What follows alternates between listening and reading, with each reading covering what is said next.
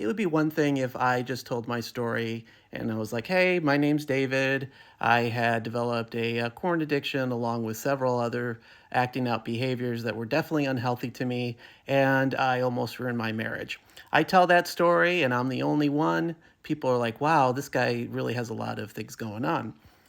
But when you get into groups and you hear so many other stories and you hear how this behavior started, how it was cultivated, and how now the rampant corn use and just everywhere it being available, you realize this story is very familiar. I am not the only one, and I am not also the only one who's hurting and masking this particular pain. So we get a lot of detractors who won't really accept that, who will say, well, it's not in the DSM yet, or this is just a religious mindset.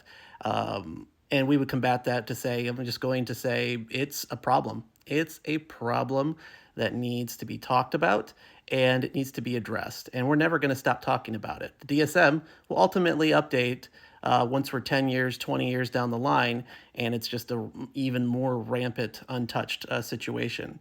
The religious aspect, I personally think religion is a lot to blame for it.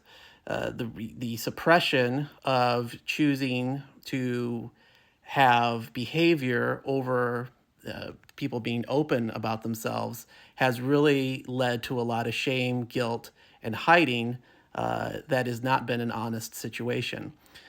So we haven't cultivated men in a good setting to talk to other men and to say, this is the problems I'm having. How can I get it fixed? Until it's almost too late. Again, nothing's ever too late. Things can be turned around. And that's really the message of our channel here is that hope. So people can argue all day, but we're going to be talking about this and we're going to be talking about it for years and years and years because it's not just one story. It's not just 10 stories. It's hundreds of stories.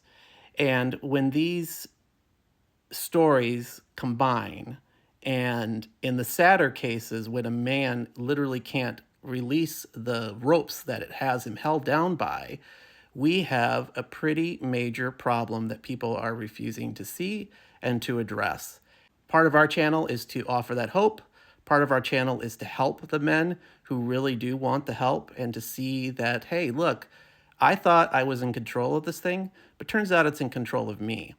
And it's my belief that every man will eventually get to that point because they really do think they can control it. They really do think it has no hold on them. But it will take something big to really uproot that belief and system. And when they do, we'll be here for them. We'll be here for you. There's nothing you can do that we can't try to develop hope for and try to coach you to a better way of life. And that's really why we exist. That's why we'll keep talking about it.